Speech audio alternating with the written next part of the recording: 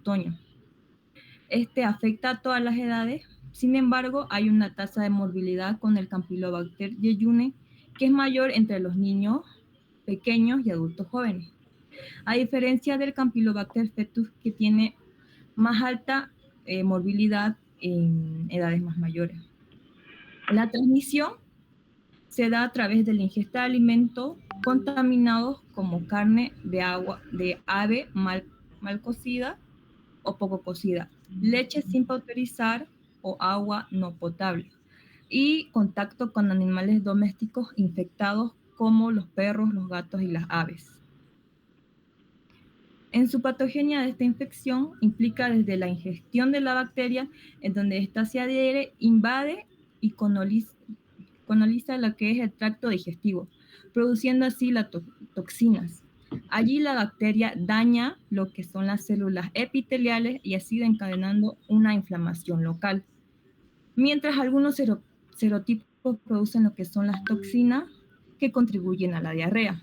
Esta inflamación local y la producción de toxina contribuyen así a las manifestaciones clínicas que tiene nuestra infección. Siguiente, por favor. Entre ellas, que su duración generalmente es de entre 3 a 6 días, presentando así lo que es una diarrea con sangre o moco, dolor abdominal tipo cólico, fiebre mayor a 38 grados, malestar general, náuseas y vómitos. Y en los casos graves, por complicación de diarrea intensa, sería una deshidratación, bacteremia o infección extraintestinales. Y en su periodo de incubación está entre 1 a 7 días. En el siguiente cuadro vamos a ver lo que son las manifestaciones clínicas más frecuentes y menos frecuentes de las diferentes especies, teniendo en cuenta que las más comunes son la coli, la fetus y la jejuni. En el Campylobacter coli, su manifestación clínica más frecuente sería lo que es la fiebre, la diarrea y dolor abdominal. En las menos frecuentes sería el bacteremia. El Campylobacter coli y el Campylobacter jejuni tienen manifestaciones clínicas muy similares pero en la Campylobacter jejuni da en mayor frecuencia a diferencia del coli.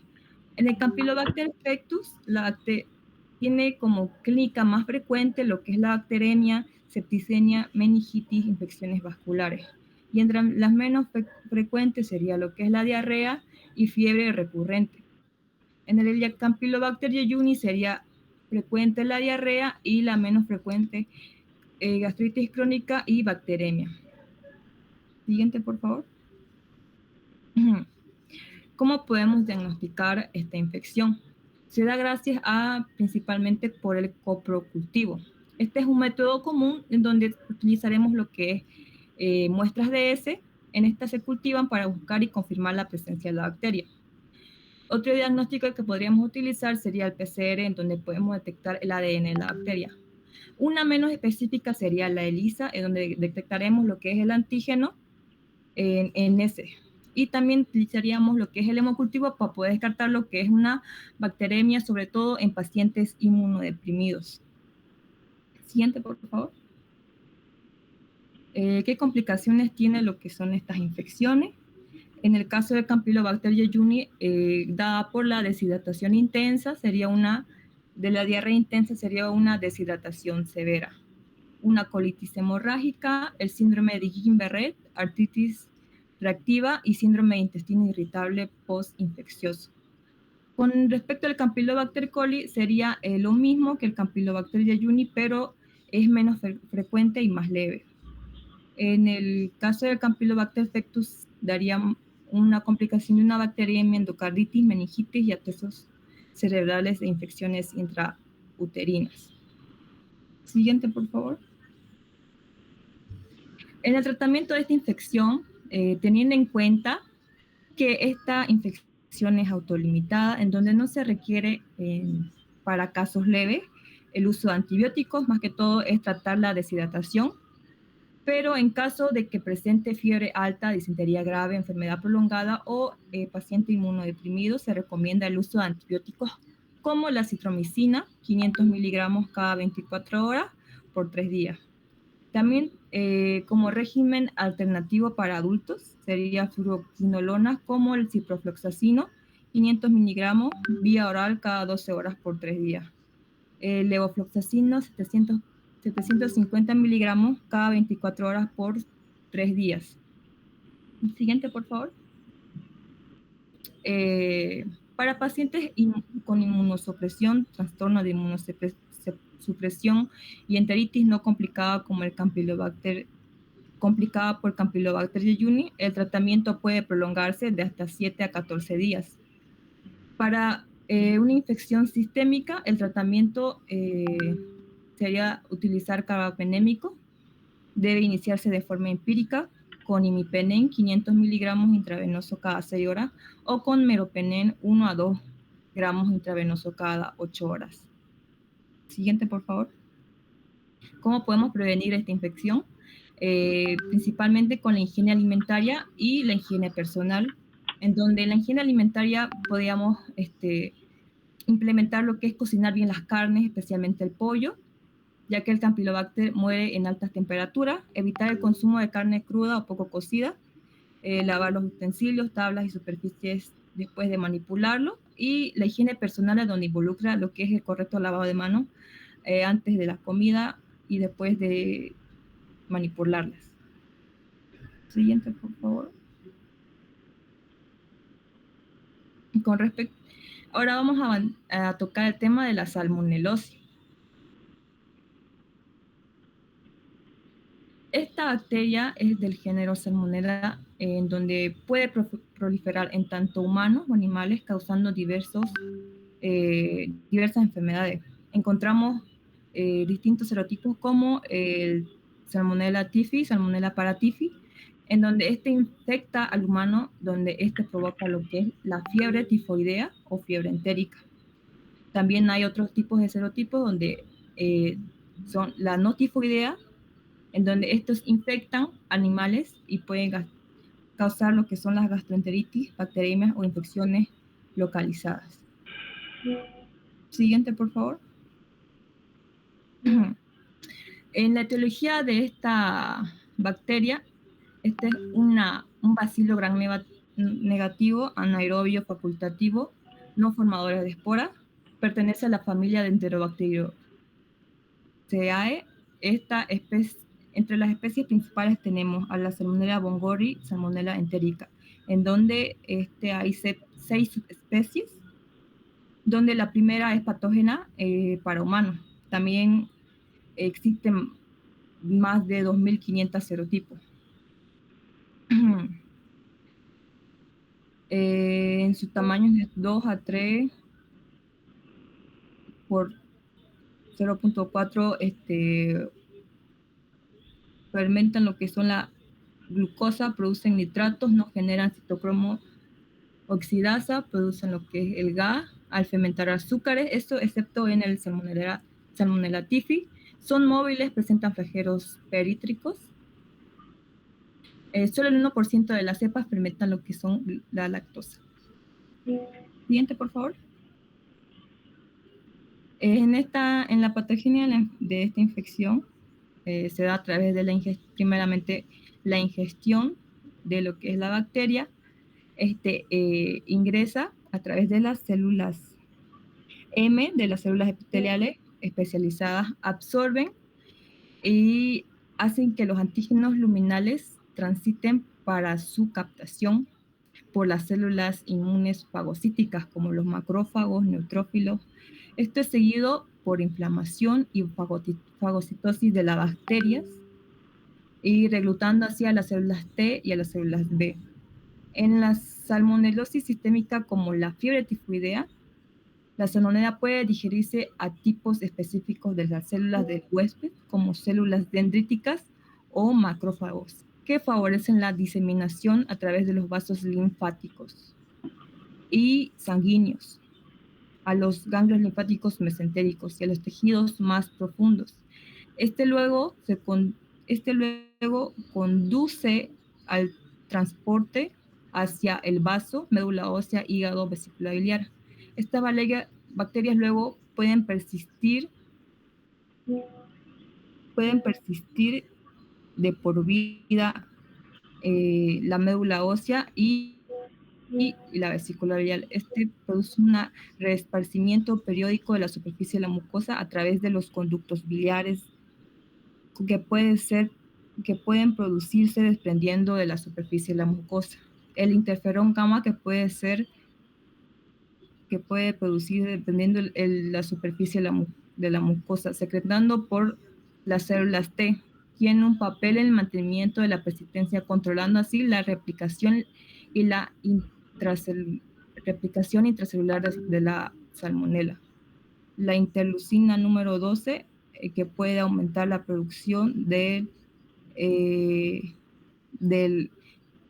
interferón y la citocina proinflamatoria, factores de necrosis tumoral alta, y también contribuyen al control de la salmonellosis persistente beta. El siguiente, por favor. Luz Daniela. Continúa. Vamos por la fiebre entérica tifoidea. Esta es una enfermedad sistémica que a principios del siglo XIX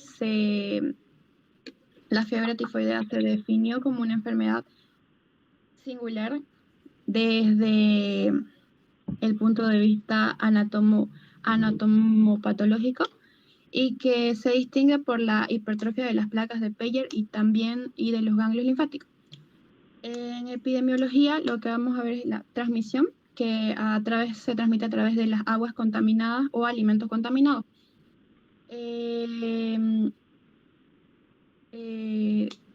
Contaminados con materia fecal por individuos enfermos. Factores de riesgo serían aguas y alimentos contaminados, las inundaciones, bebidas y alimentos adquiridos en las vías públicas, también frutas y verduras que han sido cultivados en campos fertilizados con aguas negras.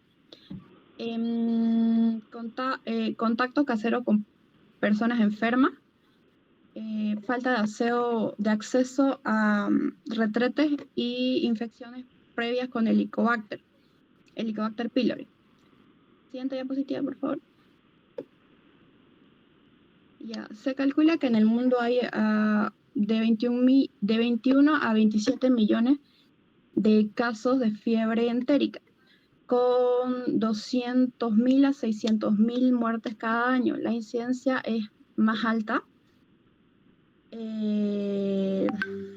más de 100 casos por 100.000 habitantes por año en la región sur central y sureste de Asia, y moderada de 10 a 100 casos por cada 100.000 habitantes en el resto del continente asiático, también en el continente africano, Latinoamérica y Oceanía, con excepción de Australia y Nueva Zelanda. Son más bajos en las otras partes del mundo, como se ve en el cuadrito. Siguiente diapositiva, por favor. Ya, evolución clínica. Tiene un periodo de incubación que serían de 10 a 12 días, pero varía entre 3 a 21 días, según el tamaño del inóculo y el estado inmunitario del paciente. Tiene un cuadro clínico donde lo más frecuente va a ser la fiebre de 38,8 grados centígrados a 40,5 grados centígrados en un 80%, no, en un 90%, y cefalea en un 80%. Escalofrío de 35 a 45%, también va a tener tos y otros síntomas como sudoración, malestar y mialgia. Tiene síntomas digestivos como son anorexia, dolor abdominal, también náuseas, vómitos y diarrea con mayor frecuencia que el estreñimiento. A la exploración física lo que vamos a ver es una lengua saburral, esplenomegalia y dolor abdominal a la palpación. Signos físicos va a haber exantema, que es la roseola tifoidea en un 30%, hepatoesplenomegalia del 3 al 6%, epistaxis y bradicardia relativa en un punto más alto de la fiebre. Complicaciones como hemorragias en el tubo digestivo y perforación intestinal. También va a haber con mayor frecuencia estas complicaciones van a ocurrir en la tercera a la cuarta semana de la enfermedad. Siguiente diapositiva, por favor. Diagnóstico. Se debe sospechar, bueno, esta es una enfermedad que no nos da mucho para sospechar en sus primeras etapas. Viajeros febriles que han vuelto de zonas endémicas. También se debe diferenciar de lo que es el paludismo, la hepatitis, enteritis bacteriana, dengue, rickettsiosis, leptospirosis, abscesos hepáticos amebianos e infecciones agudas por VIH. En los hallazgos en los laboratorios vamos a ver que del 15 al 25% de los casos muestra lo que es leucopenia y neutropenia. También vamos a ver que hay una leucocitosis que es más frecuente en niños y en casos complicados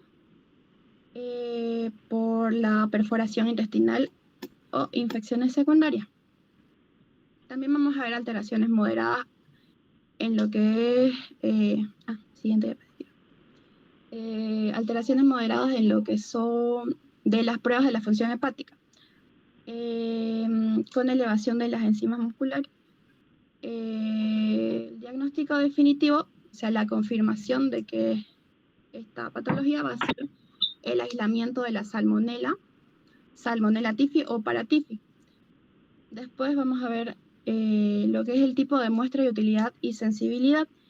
En la sangre, o sea, el hemocultivo, la sensibilidad va a ser de un 40 a un 80%, que puede disminuir si el paciente ha usado previamente antibióticos. En la médula ósea la sensibilidad es mayor al 80%, es más alta que en la sangre y no disminuye aunque haya tomado antibióticos hasta 5 días antes. Siguiente diapositiva, por favor. Ya. Heces o secreciones digestivas. En las heces o secreciones digestivas es positivos en etapas más tardías, en la segunda o tercera semana de la enfermedad, y es un mejor rendimiento con el aspirado duodenal. También hay otros tipos estériles que serían en los casos complicados, que serían bilis y orina y líquido cefalorraquídeo.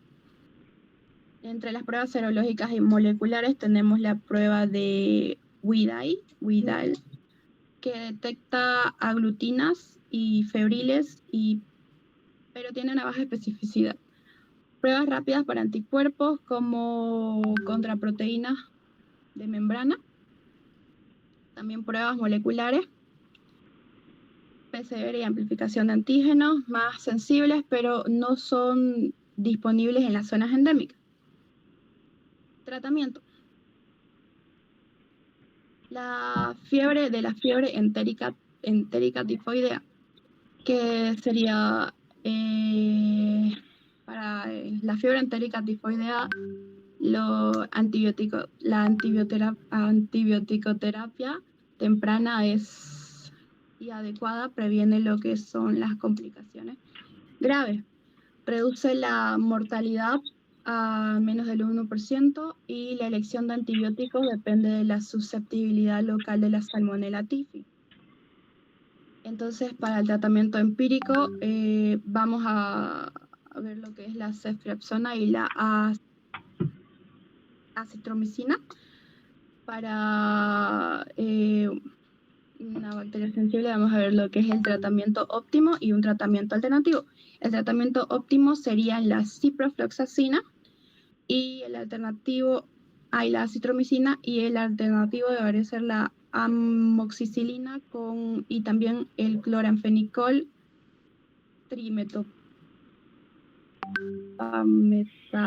sulfametoxazol. Para multiresistentes tenemos igual el tratamiento óptimo, que sería la ceftriaxona y acitromicina, y tratamiento alternativo la ciprofloxacina. Para resistente a quinolona, ya el tratamiento óptimo sería ceftriaxona y Josías, tienes Josías. ¿Está Josías? ¿Sí? Sí. Dale, Josías, quiero que hables de shigelosis, ¿no? Es lo siguiente. Ok.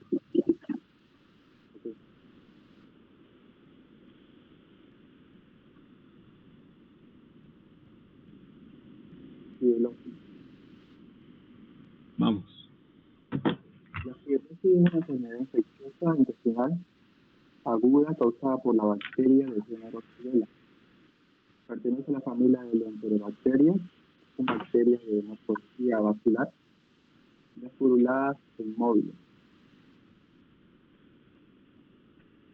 Existen diferentes especies, como la Shigella dysenteriae del grupo A, Shigella flexneri grupo B.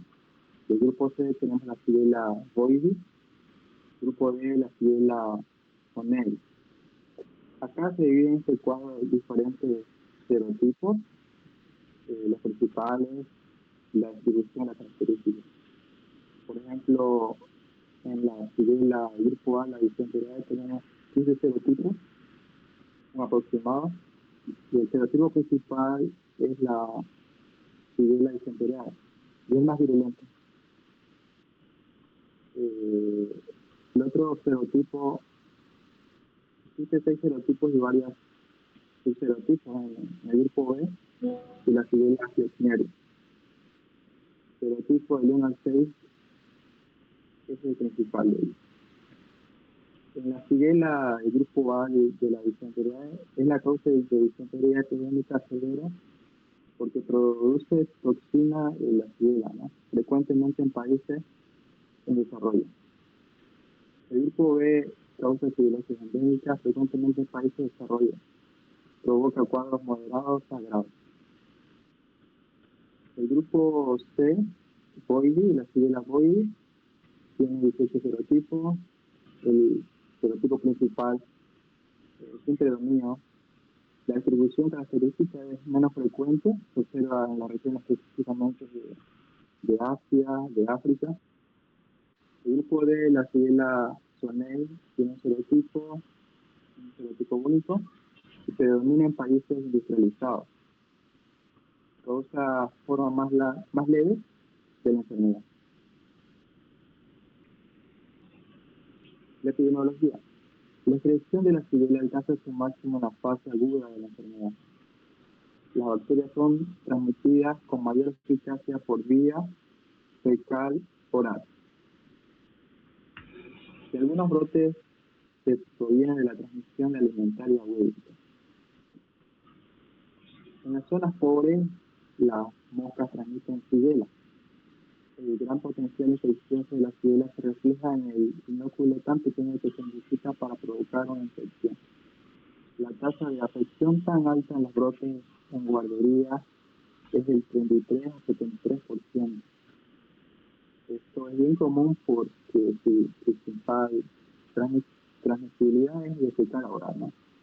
La tasa es tan alta en casos secundarios entre familiares que los niños enfermos es de 26 a 33%. La shigelosis también se transmite por vía sexual.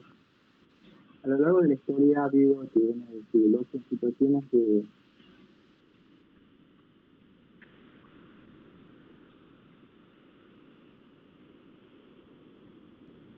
salubridad. Siguiente, por favor. No te escucho bien, ¿puedes elevar la voz un poquito? Te agradecería. Ok. La patogenia se transmite por vía fecal oral. El inóculo bajo es de 10 a 100 bacterias. La ingestión de agua o alimentos contaminados es la vía principal de la transmisión fecal oral. Ruta de acceso es al tejido epitelial de la célula muscular. La activación del plásmido virulento y C3SS. La inducción de intermediación y el escape vascular, movilidad intracelular con actina y propagación de célula a célula. Siguiente, por favor.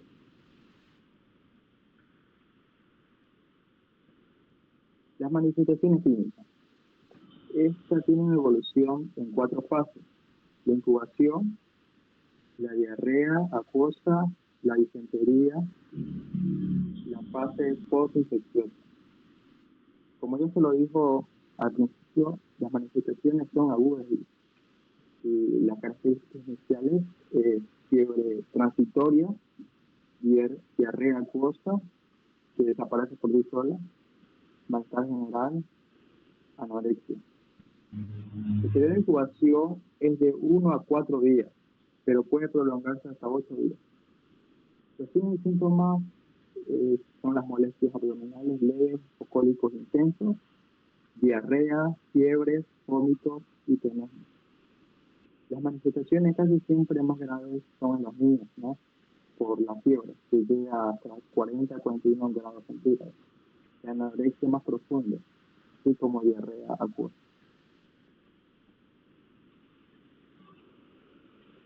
El diagnóstico. El método ideal para el diagnóstico de infección por Shigella es el aislamiento y la identificación del microorganismo patógeno en las heces. Aquí vemos diferentes cultivos que se podía hacer para diagnosticar. Tenemos el agar de McConkey. Las colonias infecciosas de Shigella en agar McConkey son incoloras y transparentes. En este medio, las colonias de otros microorganismos que fermentan la lactosa coliforme son colonias rojizas. El agar Salmonella Shigella. Las colonias sospechosas de Shigella crecidas en agar Salmonella Shigella son transparentes, relucidas u opacas, suelen ser lisas. En este medio, las colonias de otros microorganismos que fermentan la lactosa coliforme son colonias rojizas y en muchos casos mucoides. Ahora el tercero, que es el agar de Psilosalicina hexochicolato. Las colonias sospechosas de Shigella crecidas sobre el agar son transparentes y del mismo color que el medio de cultivo rojo. Siguiente, por favor.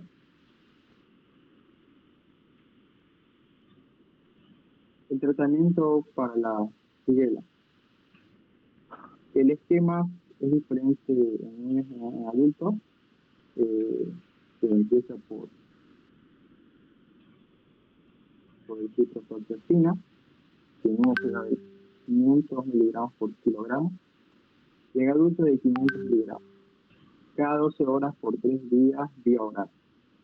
La segunda elección también se podría hacer con sigmetilimab, en niños 20 miligramos por kilogramo y en adultos 100 miligramos, cada 6 horas por 5 días, vía oral. La otra opción también podría ser la cetiazona, la citromicina también. Y la cetiazona se da por vía intramuscular y vía oral la citromicina.